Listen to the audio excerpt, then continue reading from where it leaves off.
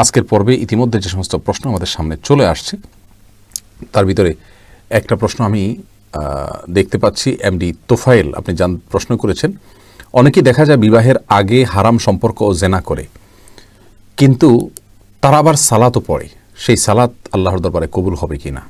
এরপরে প্রশ্ন শাহরুখ হুসাইন তন্ময় আপনি জানতে চাইছেন, বর্তমান প্রেক্ষাপটে ওকালতি করা কি জায়েজ ভাই। এরপরে প্রশ্ন তাজমাউল ইসলাম আপনি জানতে চেয়েছেন, কোনো মুসলমানের আকীদায় যদি সমস্যা থাকে, অর্থাৎ কবর, মাজার, পীরের উপর দৃঢ় বিশ্বাস করে যে এগুলো থেকে দুনিয়া ও আখিরাতের কল্যাণ কামনা করে, আল্লাহ রাসূল সাল্লাল্লাহু আলাইহি ওয়াসাল্লাম প্রতি ভ্রান্ত ধারণা পোষণ করে, এ ধরনের ব্যক্তিদের পার্থিব সাহায্য সহযোগিতা করার বিধান কি, আর এ ধরনের ব্যক্তিদের সাথে সম্পর্ক কেমন হওয়া উচিত। এরপর আব্দুল মামুন প্রশ্ন করেছেন মৃত ব্যক্তির জন্য 40 প্রসঙ্গে। মেহেদি হাসান আপনি জানতে চেয়েছেন, বিয়ে করতে চাই হাফিজা বা আলেমা, কিন্তু হাফিজা আলেমা খুঁজে পেলাম না, সুতরাং বিয়ে না করলে কি গুনাহ হবে। শুরু করি। আজকের পর্বে ইতিমধ্যে যে সমস্ত প্রশ্ন আমাদের সামনে চলে আসছে তার ভিতরে একটা প্রশ্ন আমি দেখতে পাচ্ছি। এমডি তোফায়েল আপনি প্রশ্ন করেছেন, অনেকেই দেখা যায় বিবাহের আগে হারাম সম্পর্ক ও জেনা করে, কিন্তু তারা আবার সালাতও পড়ে, সেই সালাত আল্লাহর দরবারে কবুল হবে কিনা। ভাই তোফায়েল, আপনি যে প্রশ্ন করেছেন এর চাইতে গুরুত্বপূর্ণ প্রশ্ন প্রাসঙ্গিক, যে বিবাহের আগে যে প্রেমের সম্পর্ক, তথাকথিত প্রেমের সম্পর্ক একজন ছেলে এবং একজন মেয়ের সাথে থাকে, এই সম্পর্কটি যদি শারীরিক সরাসরি জেনা পর্যন্ত নাও যায়, তথাপি এটি এক ধরনের জেনা, এবং এই হারাম সম্পর্ক, অবৈধ সম্পর্ক যদি কারোর মধ্যে থাকে, একটা শাস্তি তার দুনিয়াতে নিশ্চিত, তা হলো তার দাম্পত্য জীবনে আল্লাহ সুবহানাহু ওয়া তাআলা তাকে শান্তি এবং সুখ দান করবেন না। আর সেই সাথে এই জেনার যে অপরাধ, জেনার যে দায়, এর জন্য জাহান্নামের আযাব তার জন্য অপেক্ষা করবে। এটা বড় ধরনের একটি গুনাহ এবং কবিরা গুনাহ এবং বড় ধরনের অপরাধ। সেই সাথে যদি তিনি জেনা করছেন, অবৈধ সম্পর্ক রাখছেন কোনো মেয়ের সাথে বিবাহ বহির্ভূত, একই সঙ্গে তিনি সালাত আদায় করছেন, এরকম যদি হয়, আমরা আপনার প্রশ্নের উত্তরে বলবো তার সালাত কবুল হবে না, সেটা বলা যাবে না, বরং সালাত একটি স্বতন্ত্র ইবাদত, বরং এই অবস্থায় তার আরও ভালোভাবে সালাত আদায় করা উচিত। কারণ ইন্নাস সালাতা তানহা আনিল ফাহশাই ওয়াল মুনকার, সালাত মানুষকে অশ্লীল এবং অন্যায় কাজ থেকে বিরত রাখে, ফেরত রাখে, বাঁচিয়ে রাখে, যার কারণে সালাতের ব্যাপারে তিনি আরও বেশি মনোযোগী হওয়া দরকার। তার সালাত কবুল হবে না এভাবে আমরা বলবো না, তবে হ্যাঁ, যে সালাত তাকে গুনাহ থেকে বাঁচাচ্ছে না, সেই সালাত খুব বেশি মানসম্মত নয়, এটা অনুমান করা যায়, কিন্তু সালাত কবুল হবে না বা আল্লাহ সুবহানাহু ওয়া তাআলার কাছে এটা গ্রহণযোগ্য হবে না, এরকম কোনো কথা বলার কোনো সুযোগ নেই আপাত দৃষ্টিতে। এরপরে প্রশ্ন শাহরুখ হুসাইন তন্ময় আপনি জানতে চেয়েছেন, বর্তমান প্রেক্ষাপটে ওকালতি করা কি জায়েজ। ভাই শাহরুখ, ওকালতির যে পেশা, এই পেশা গ্রহণ করা বর্তমান যুগে নানা কারণে খুবই বিপদ এর একটি কাজ।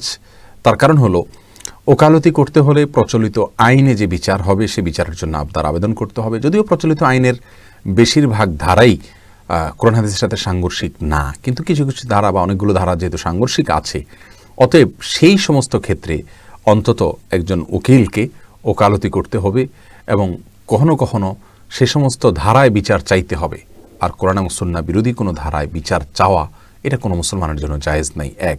আর দ্বিতীয়ত হলো, ওকালতির পেশায় অনেক সময় আসামি অপরাধী হওয়ার পরেও উকিল তার মামলায় জেতার জন্য, তার মক্কেলকে মুক্ত করবার জন্য তিনি মিথ্যার আশ্রয় নিয়ে থাকেন এবং তাকে মিথ্যা শিখিয়ে থাকেন। এটা আমাদের দেশের ওপেন সিক্রেট একটি বিষয়।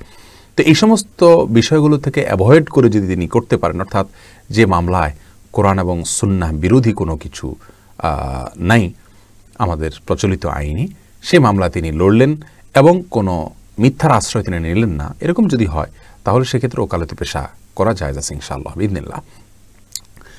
এরপরে প্রশ্ন তাজমাউল ইসলাম আপনি জানতে চেয়েছেন, কোনো মুসলমানের আকীদায় যদি সমস্যা থাকে, অর্থাৎ কবর, মাজার, পীরের উপর দৃঢ় বিশ্বাস করে যে এগুলো থেকে দুনিয়া ও আখিরাতের কল্যাণ কামনা করে, আল্লাহ রাসূল সাল্লাল্লাহু আলাইহি ওয়াসাল্লাম প্রতি ভ্রান্ত ধারণা পোষণ করে, এ ধরনের ব্যক্তিদের পার্থিব সাহায্য সহযোগিতা করার বিধান কি, আর এ ধরনের ব্যক্তিদের সাথে সম্পর্ক কেমন হওয়া উচিত। দেখুন, যদি কারোর আকীদার সমস্যাটা এই পর্যায়ে যায় যে তার আকীদাটা তাকে কাফের বানিয়ে ফেলছে, মুশরিক বানিয়ে ফেলছে, শিরকে আকবর করছেন, তিনি বড় কুফর করছেন, এরকম যদি হয়, তাহলে সেক্ষেত্রে তিনি তো কাফের। কাফের হিসাবে তার সাথে সদাচরণ করবে, স্বাভাবিক সদাচরণ করবে। আল্লাহ সুবহানাহু ওয়া তাআলা বলেছেন, লা ইয়ানহাকুমুল্লাহু আনিল্লাযিনা লাম ইউকাতিলুকুম ওয়া লাম ইখরিজুকুম মিন দিয়ারিকুম আন তাবাররুহুম ওয়া তুকসিতু ইলাইহিম। অমুসলিমদের মধ্য থেকে যারা তোমাদেরকে তোমাদের মাতৃভূমি থেকে বের করে দিচ্ছে না, তোমাদের প্রতি জুলুম করছে না, তোমাদের হত্যা করছে না, তাদেরকে তোমরা সদাচরণ করতে তাদের সাথে আল্লাহ তাআলা বারণ করেন না, নিষেধ করেন না। অতএব সেই হিসাবে তার সাথে সদাচরণ করা যেতেই পারে, কিন্তু অন্তরঙ্গ বন্ধু হিসাবে তাকে গ্রহণ করার কোনো সুযোগ নেই। আর যদি বিদআতটা সেই পর্যায়ের না হয়, তাহলে সেক্ষেত্রে এর ফলে সে ইসলাম থেকে যেহেতু খারেজ না, বিধায় ইনশাআল্লাহ বিইذনিল্লাহ এটাতে কোনো অসুবিধা হবে না। এরপরে আব্দুল্লাহ খারেজ অসুবিধা হবে না বলতে তার সাথে সাধারণ সম্পর্ক রাখতে পারবেন, তবে তাকে তার বিদআত যেহেতু করছেন সেই জন্য তাকে সম্মান করলে সেটা আবার গুনাহের কারণ হবে। এরপর আব্দুল্লাহ মামুন প্রশ্ন করেছেন, মৃত ব্যক্তির জন্য 40 প্রসঙ্গে মৃত্যুর পর আমাদের দেশে মৃত ব্যক্তির জন্য বিশাল খাবারের আয়োজন করা হয়ে থাকে, যা 40 বলে পরিচিত। এটা সাধারণত মৃত্যুর 40 দিন পর পরবর্তী যে কোনো দিন করা হয়। এই প্রশ্ন উত্তর বোধ হয় আমি গত সপ্তাহে দিয়েছিলাম। হুবহু একই প্রশ্ন উত্তর কীভাবে আসলো আমি বুঝলাম না। তারপরেও যেহেতু প্রশ্ন করেছেন, আমরা বলবো যে মৃত ব্যক্তির আত্মীয় স্বজনের কাছে 40 3 দিন আর 7 দিনের নামে বিভিন্ন যে খাবারের অনুষ্ঠানের দাবি করা হয় আমাদের সমাজ থেকে, এবং এটা ইসালে সবের নাম দিয়ে করা হয়। এটা হলো বর্বর কাজগুলোর মধ্যে থেকে একটি। একটা মানুষ মারা যাওয়ার পরে তার পরিবারের লোকেরা খুবই মনোবেদনায় ভোগেন, এরকম পরিস্থিতিতে তাদেরকে বরং সবাই খাবার দেওয়া উচিত, তাদের কাছে খাবার চাওয়া এটা কখনো যৌক্তিক হতে পারে না। আর কোরআন সুন্নাহ এরকম কোনো কথা নির্দেশ করেনি, এটা পরিহার করা উচিত। মেহেদি হাসান, আপনি জানতে চেয়েছেন বিয়ে করতে চাই হাফিজা বা আলেমা, কিন্তু হাফিজা আলেমা খুঁজে পেলাম না, সুতরাং বিয়ে না করলে কি গুনাহ হবে? আপনি হাফিজা আলেমা বিয়ে করতে চেয়েছেন, সেটা না পেলে আপনি বিয়ে করবেন না কেন? যদি আপনি স্বাভাবিক অবস্থায় থাকেন, বিয়ে না করলে আপনি গুনাহে লিপ্ত হবেন না, আর বিয়ে করার সামর্থ্য আছে, তাহলে আপনার জন্য বিয়ে করা সুন্নাহ। আর সুন্নাহ তরক করলে গুনাহগার হবে না, কিন্তু অনুত্তম হবে। নবী সাল্লাল্লাহু আলাইহি ওয়াসাল্লাম বলেছেন যে বিয়ে আমার সুন্নাত, অতএব যে বিয়ে করলো না সে আমার উম্মত নয়। অতএব আপনি কেন এই রিস্ক নিতে যাবেন? বিয়ে আপনার করা উচিত। আর আপনি যেটা চাইছেন সেটা যদি না হয়, তাহলে বুঝতে হবে যে এর ভিতরে কোনো কল্যাণ আছে। হাফেজ আলেমা হলেই যে আপনার জন্য সুখ শান্তি হবে, আপনি যা চাচ্ছেন তা হবে, ব্যাপারটি সেরকম নাও হতে পারে। সেজন্য আল্লাহ সুবহানাহু ওয়া তাআলা ফায়সালা, তাতে সন্তুষ্ট হওয়া উচিত। আপনি নিজের জন্য নিজে যেটাকে ভালো মনে করেন, আল্লাহ সুবহানাহু ওয়া তাআলা আপনার জন্য যেটাকে ভালো মনে করেন সেটা চাইতে বেশি কল্যাণকর। এরপরে প্রশ্ন করেছেন হাসান, দাড়িতে খুর লাগাতে পারবো একবার ঘন করে চাপ দাড়ি উঠানোর জন্য? ভাই হাসান, চাপ দাড়ি উঠানোর জন্য খুর লাগানো জায়েজ নেই। আমাদের অনেক ভাইরা আছেন যাদের